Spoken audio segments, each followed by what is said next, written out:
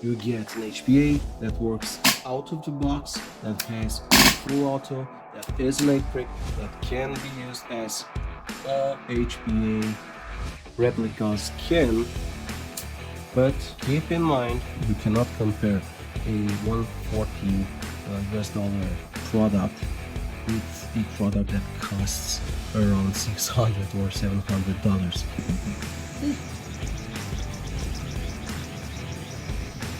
So we'll check if it's compatible with other gearboxes. We just proved that we'll be fitting other needs. I bet this is an image you haven't seen before. Pretty well done, guys. It's pretty much on point. So the shipping was actually quite fast, 2 weeks. As you can see, it's a classic AM007. This one is sent by them with the engine already mounted inside, so you basically have a ready to go, or supposed to have a ready to go replica. Trying to find the battery cable is actually inside the grip. A bit peculiar of ARES to be so bold to having this as an option for the battery cable, because it's not that common in airsoft. That's not necessarily a bad thing, because it's superior to GST but also to DINs. Basically it came with a US fitting, as you can see right here. The European one having approximately 50% more space for the air to go through. If I would have a bottleneck, especially in mecha HPA, in mechanical HPA engines, I wouldn't want it to be at all, but especially from the port, from the fitting. Now regarding the batteries and adapters, just as I was about to cut the cables, I stumbled upon, two, not one, but two high voltage 3 series 720 milliamps 11.4 volts batteries. There's no sound to it, so there it is. LED light shining through the body. Quite sturdy body, actually really sturdy. Okay, having it plugged into a EU fitting, I also have a digital manometer, so placing some 0.2 gram BBs inside. Okay, let's see. So 25 psi and still going. I wonder if I can go even less than that. So I have it near the end gap. 24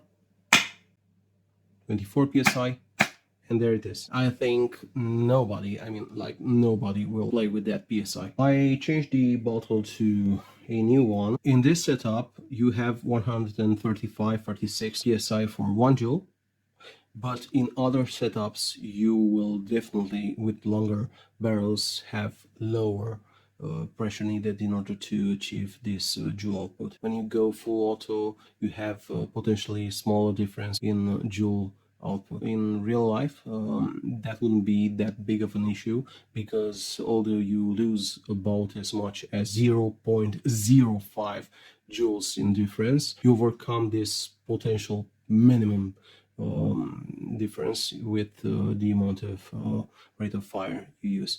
Talking about rate of fire, it is around 16 rounds per second. For many of you that isn't particularly high, but let me tell you, it's just fine for most of scenarios where you play with.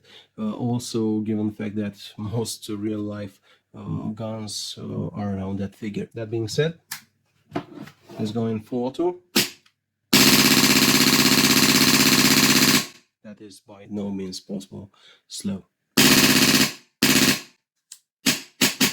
Regarding the sound, it's not particularly loud as an engine. It's quite a ballpark with the other HPA engines, but again, given the fact that I have this barrel, it will be louder than other replicas.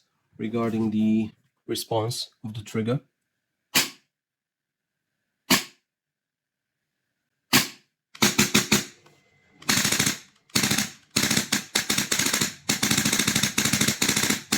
you could see it benefiting from a shorter trigger travel and have even higher response. Again, you have to know why you buy this engine. If you buy it to be computational, yes, you can, but not out of the box.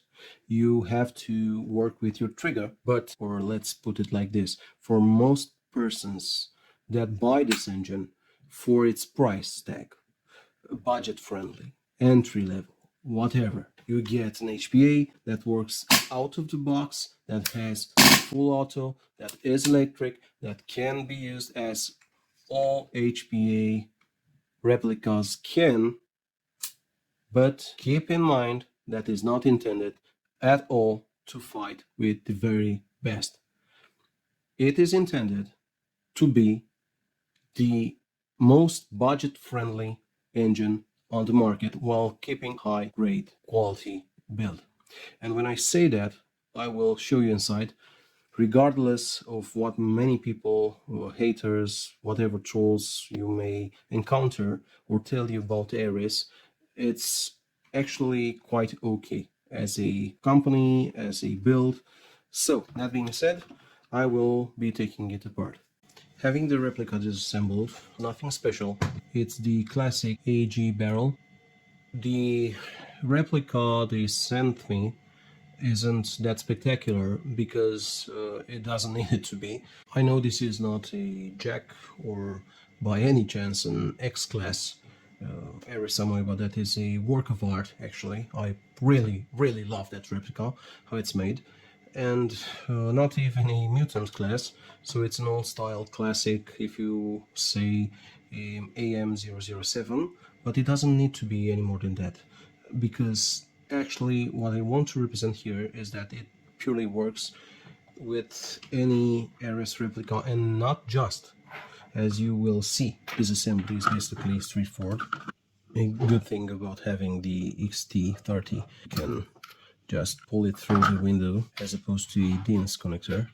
You basically have a ARES Amoeba refurbished electronic trigger unit. Very intelligent of them. So the build quality is actually very okay for what you pay. Let's go ahead and open it.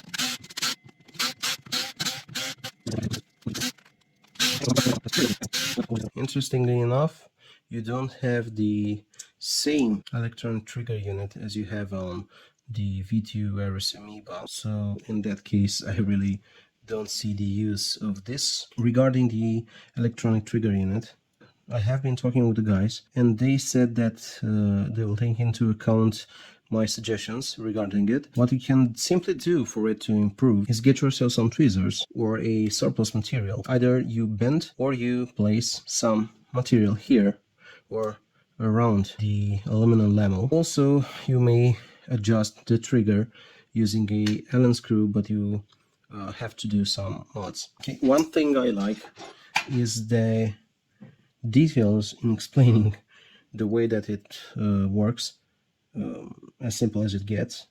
The warning that you clearly have about using it at most to 12 bars.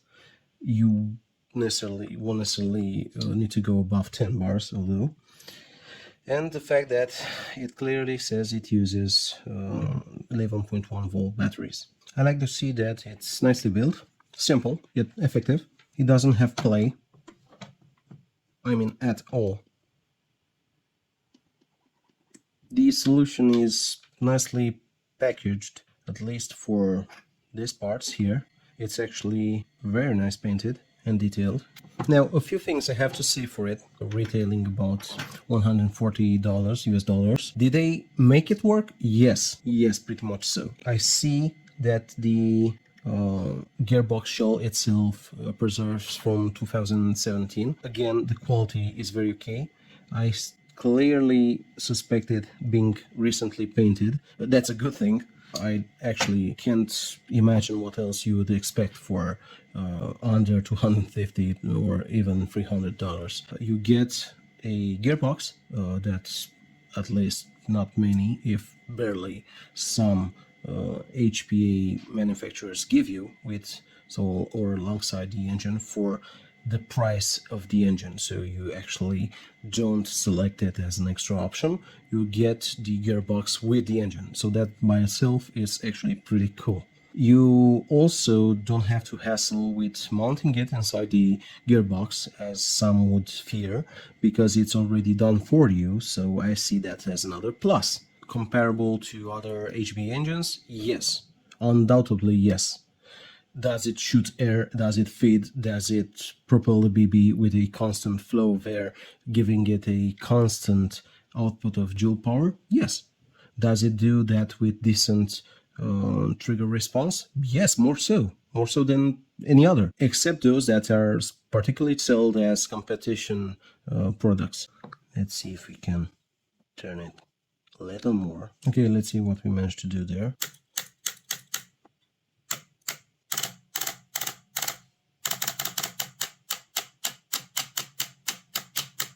Pretty much game changer, I would say. That simple, that easy. I mean, come on, guys.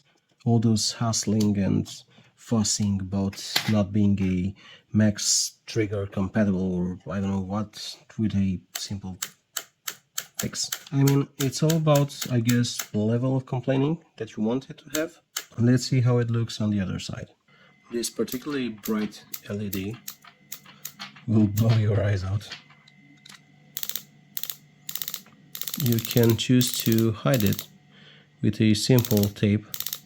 If we choose to remove the engine, you can see its solenoid. Okay, this is a cheaper version than the Mac you are used to in other engines, but let me just say this. A solenoid is used to open and close basically your air duct. So as long as it works, you actually don't care if it's cheap. If a more expensive solenoid would, I don't know, for any reason break or stop working or malfunction, as you would say, it would cost you around 100 euros or dollars, depending on the cost. If this breaks, I bet your arses it would be cheap. So it's a 10 bar solenoid. It's good. It's a very good thing. It actually operates from 0 bar or 0 point something. And it's actually a 12 volt solenoid. So that's why, don't worry, you won't hurt it by using this high voltage 3-cell 11.4 volt battery. Now, I want to talk a few moments about some hypocrisy regarding this product that I have seen in other perfect places in airsoft. A YouTuber that reviewed this product talked about it losing air through its pipes, through the threads of the fittings. Let me just tell you how ridiculous that is. I have seen and I have video with a Gate Pulsar D that's out of the box placed inside a glass of water. It actually leaked air like. Instead of issuing concerns about an engine losing air through the most common places, that would be O-rings around side of the nozzle or around side of the compression chamber, this one chose to excite concerns about the thread of the air pipe. The airlines, although you have three of them, the risk of getting an air leak through these are basically minimum because of the threads that push and fix together, with leaving it basically no chance of leaking air. Another thing that I didn't like with other reviews is the fact that most of them tend to review it by the capacity of expelling a certain amount of energy with certain amount of pressure, but they fail to make the viewers realize that it's actually a spec build issue, because the barrel and BB mass you choose will evidently influence your joule output, not the engine itself. Teaser or spoiler alert, I have been trying to help them with this. The programming of the electronic trigger unit in order to be well adapted to the specific builds some have. So a programmer that you can use to set up according to your barrel and BB mass and air ratio you want, as I said before. Also, that would work with your rate of fire and other mods. That would basically solve any real drawbacks one could find regarding an HPA system like this. In all fairness, though, for the majority of cases, like 90% of cases, you just take a replica to play at Sunday or Saturday game or whatever. You will not need, you should not feel restrained having this setup, and will not need anything more than this setup. This will go very well up to about 360 millimeter barrels with 6.05, but given the pressure and directly proportionate to that the air volume and BB mass, you can use it with, I think, 450 millimeter barrels, 6.05, with basically no issue. Maybe even more than that. Below 240 millimeter barrels, you should not feel any discomfort because the barrel length is actually too small for you to sense any difference between BB masses, whether you have 0.2 gram BBs or 0.30 32 gram BBs. That being said, in most scenarios like P1, P2 up to about 1.5, 1.6 joules, you can perfectly use this regardless of your setup, whereas you may find it particularly more air dependent when you will try to use it in a DMR setup, because you will need those higher pressures if your barrel is such in a way that the build itself requires that. Other thing that I saw in other reviews was the fact that a few said that HP engines aren't reliable. That is a complete. As you will see, this particular engine has great consistency, as I have seen with my Aztec chronograph, but that won't stop others from comparing it to other engines. Let me say just this. The engine itself, as long as it's properly maintained, lubed, and working correctly, has nothing to do with precision or consistency, because more important than the HP engine itself will firstly be this guy.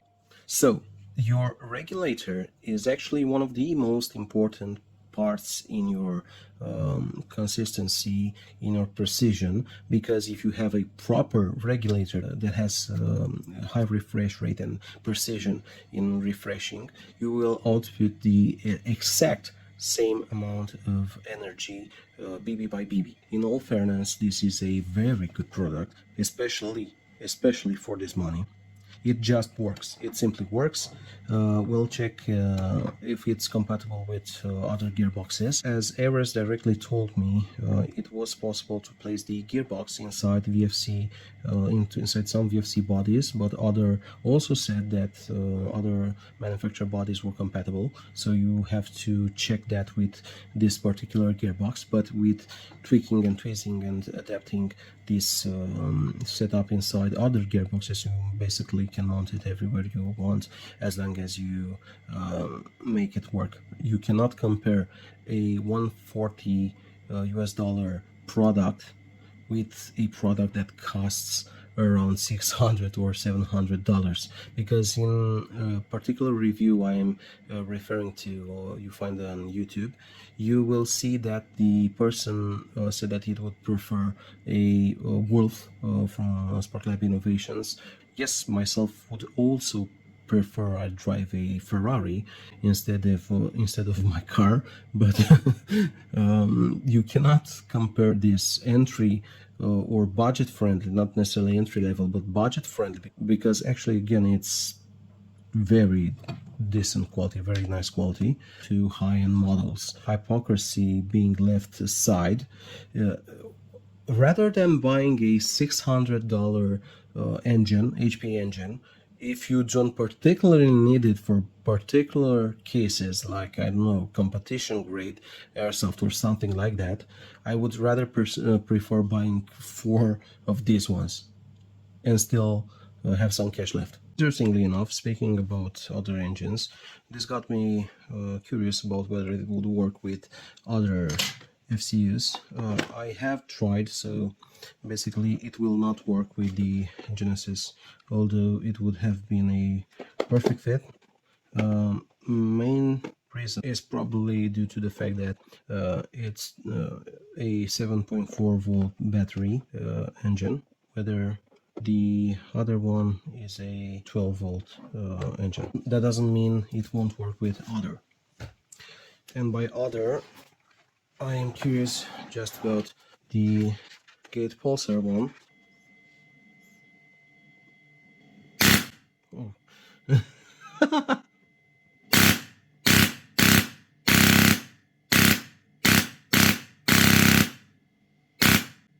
Well, that shows us it works, ladies and gentlemen. So that is actually great news, because it seems like our engine may be retrofitted with other FCUs and will be compatible. So hooray! We just proved that we'll be fitting other needs. Now that we see it works with other engines, to further investigate the compatibility, we must know if it fits, it sits. Okay. Pretty much, guys. Okay. Okay, and it fits. It actually fits. And it fits. It fits. Okay, by coming to the part where you place the top cover, bit of an issue here. You have to Dremel this out in this particular gearbox, but that isn't, to be honest, pretty much of an issue. More or less easily done. Other than that, I actually don't see any other issues. The Titan FCU also. So, yeah, pretty much so. I bet this is an image you haven't seen before. As I said that it's not fair to compare this engine to other engines, I did have a Pulsar D, well, not me personally, but a friend of mine, having an issue regarding air leak.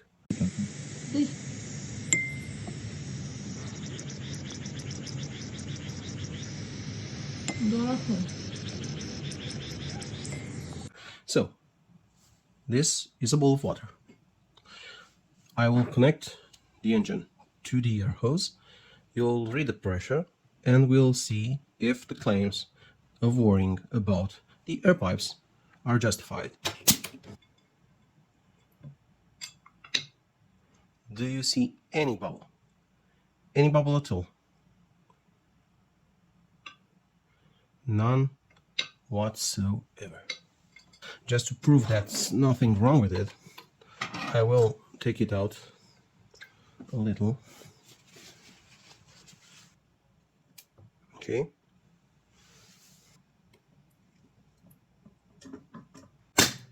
Okay. I want it to sink inside the water, and only on the release. Oh, sorry. Okay, so I place it inside the water, and only on the release part, as it's normal, so it can shoot, it must have some port to vent out in order to properly cycle. Otherwise, you'd have the same issues as with the straw inside the glass. You pull up the straw and water will still be there. Let's do a proper full auto.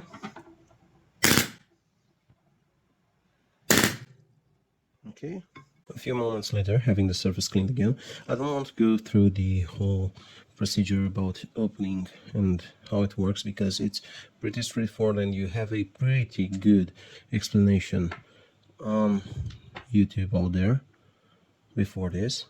But I do want to make you aware that this tiny O-ring can be a little cumbersome, and you have to be careful when you place it back. It's pretty nice and clean. It's not lubed stick. That's actually very important. Parts are indeed nicely machined. Let's see how strong. Actually, it's pretty well. Pretty well done, guys.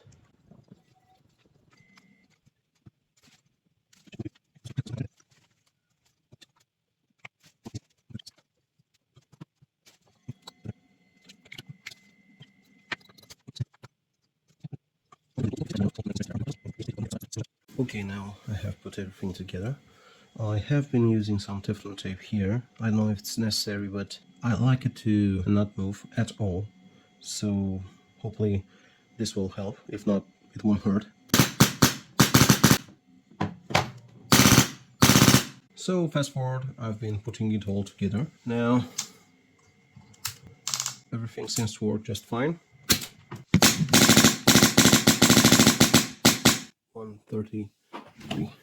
133.3 psi. It actually doesn't read. Oh, okay. Let's try again.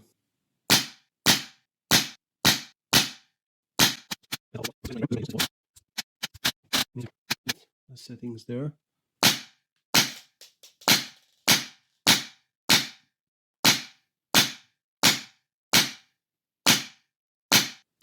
It's pretty much on point.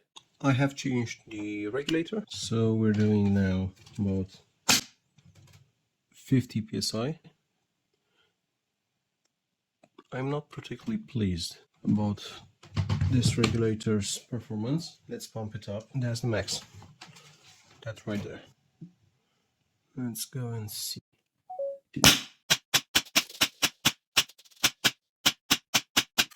Pretty consistent. Slight drop. Keep in mind that this barrel has only 90 millimeters and it's 6.03. So I managed to make a short travel of the trigger.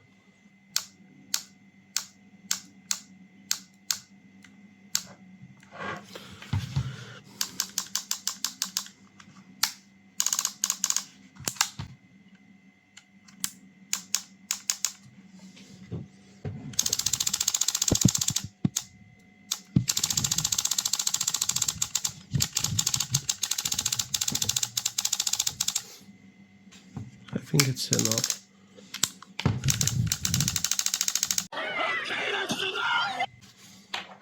So there you have it, guys.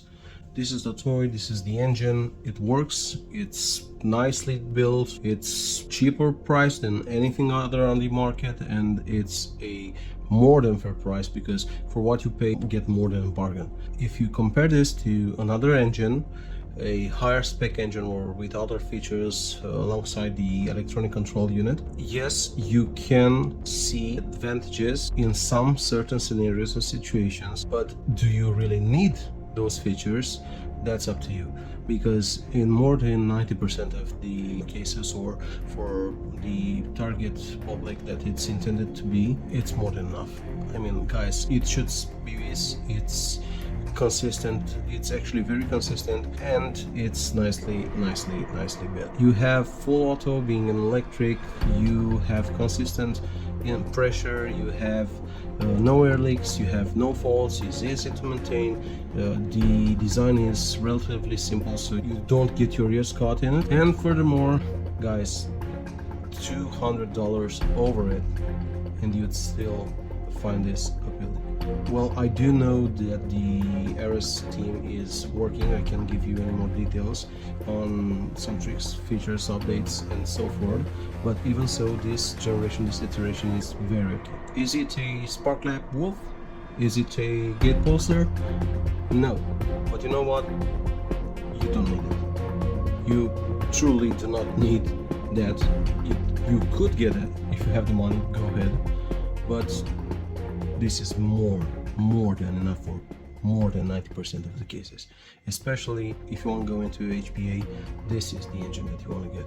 This one. If they would sell it inside one of these, you'd have the poor man's MTW. And I bet you'd be more than pleased. I actually can hardly wait to get my hands around it in a game and make use of this bad boy. Thank you and stay well.